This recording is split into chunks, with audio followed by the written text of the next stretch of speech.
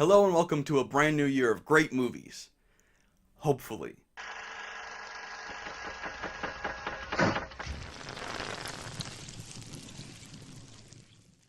Now the truth is, nobody really knows what movies are going to be good or not before they actually come out. Even after they come out, nobody really agrees on them anyway. But this is my list of the movies that I think have the best chance of actually being good this year. Number 15, Bohemian Rhapsody. I'm a sucker for biopics and I'm a sucker for Queen, what can I say? And I'm a fan of Rami Malek's work, so I'm interested to see his take on Freddie Mercury and his life. This movie may or may not end up actually being great, but I'll be interested in the story regardless. Number 14, Robin Hood. Jamie Foxx is playing Little John. Do I really need to say anything else? What's that? Was that corner of the room? I do need to say something else. Well, darn it.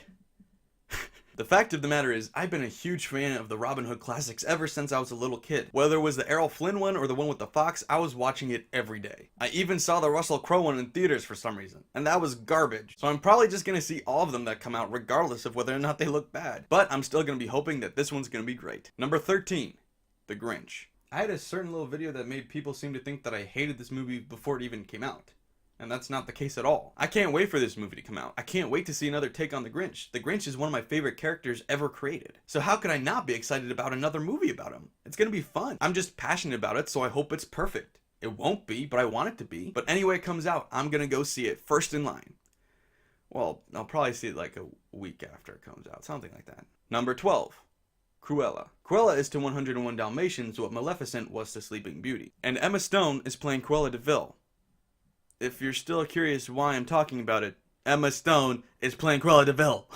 I loved both the animated and live action version of 101 Dalmatians growing up, and I can't wait to see another take on it. I know Glenn Close was a great Cruella de Vil and will be hard to follow, but it's Emma Stone. That sounds fun, that sounds interesting, that sounds new, and I can't wait to see how it turns out. Number 11, X-Men Dark Phoenix. This movie is going over the Dark Phoenix concept. That's the same thing that they went over in X-Men Last Stand, but butchered. So this movie will fix all of that, hopefully. Now, if you follow my channel for any amount of time, you'd know that I'm not really a big fan of the Marvel movies that come out from Marvel Studios. I tend towards liking the ones made by Fox a lot better. Now that Disney and Marvel own X-Men, I'm a little bit nervous, but they've been good for so long, I trust that this movie's gonna be good too. If it's half as good as Logan, it's gonna be amazing. Number 10, Holmes and Watson. Before you get mad that they're rebooting Sherlock Holmes again so soon, let me point out something. Sherlock Holmes and Dr. Watson are being played by Will Ferrell and John C. Reilly respectively. I kind of doubt it's going to be a traditional take on the characters. Now I understand this movie has just as much chance to be terrible as it is to be great, but I can't wait to see at least what happens. I'm going to be following it regardless. Number 9.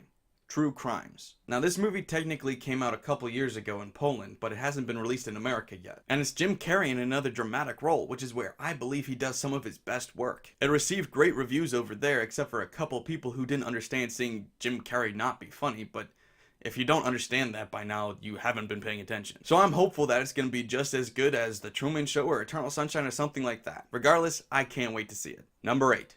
Mary Poppins Returns. After Blade Runner, I'm a little more open to sequels to great classics coming out years after. Plus, looking at the cast, there's a lot of things to like about it. Emily Blunt is playing Mary Poppins, which I think is a great casting choice. And Dick Van Dyke has a cameo as one of the bankers. You already know that's gonna be awesome. Mary Poppins is one of the best movies ever made, so I understand it's scary touching on something that is that good. But I have faith that this is in some pretty good hands. I don't necessarily think it's gonna be as good as the original, but it could end up being pretty good and worth a watch. Number 7. Deadpool 2. When I first saw Deadpool, I thought it was okay, but I thought they could have done a lot more with it. I was honestly expecting Deadpool to interact with the camera crew and yell at the director and argue with the studio about the budget of the movie. And he didn't really do anything that broke the fourth wall that much. He made comments, of course, but he didn't actually break the fourth wall or leave it. Deadpool is supposed to smash the fourth wall and run screaming through it. And so immediately I thought, this was good? But I can't wait for the sequel. Because of the success of the first one, the second one's gonna be able to do so much more and be so much crazier and more like Deadpool. So I can't wait to see what they have coming up. Number 6. The Man Who Killed Don Quixote. It doesn't honestly matter what this movie is about. It's directed and written by Terry Gilliam. Not to say that I'm not a fan of the story of Don Quixote, I am. But I'm not entirely sure about the whole time traveling thing or what that even really means for this movie. But it's directed by Terry Gilliam. So I already know it's going to be something weird and abstract and amazing. Even when his movies aren't so great, they're definitely entertaining. Number 5. Isle of Dogs. What I just said about Terry Gilliam can easily be applied to Wes Anderson too. Every time he makes a movie, honestly, I can't wait to see what it is. You already know that it's just going to be quirky and entertaining beyond belief. Number 4, Hellboy. When Guillermo del Toro and Ron Perlman said that they were going to make a third Hellboy movie, I got really excited. And then Del Toro dropped out, and then Ron Perlman dropped out, and then I kind of dropped out too. And then a Hellboy reboot was announced and I got excited all over again. Granted, I wish it was a sequel with the original cast and crew, but it's still Hellboy. I never actually read the comics, but I'm a huge fan of the first 2 movies and I can't wait to see another take on such a great character. Number 3, Venom. When Sony first announced that they were going to do a Venom movie, I got interested a little bit. And then they announced that Tom Hardy was going to play Venom, and I just about lost it. And then a rumor came out that Jim Carrey was going to play Carnage, and I went through the roof. And then the rumor was never confirmed, and it doesn't really look like he's going to be in it, so... But Tom Hardy is Venom, and I'm still excited about that. That sounds like a great concept. That sounds like great casting. Tom Hardy's just one of those actors that I want to see in almost anything that he's in, regardless of what it is. Number 2, Christopher Robin. Ewan McGregor plays an adult version of Christopher Robin who runs into his childhood friend, Winnie the Pooh. To me, this sounds like a Winnie the Pooh version of Hook, and if it's anything like that, it's gonna be great. And personally, I think Ewan McGregor is a great casting choice for an adult Christopher Robin. And I know it's just my inner child screaming out, Winnie the Pooh, go see it, but... well, that's not a bad thing. I'm gonna go see it. Inner child all the way on this one. Number 1, The Jungle Book. This movie was actually supposed to come out a couple years ago, but then Disney butted in with their own live-action CGI cameo-filled mess that was The Jungle Book.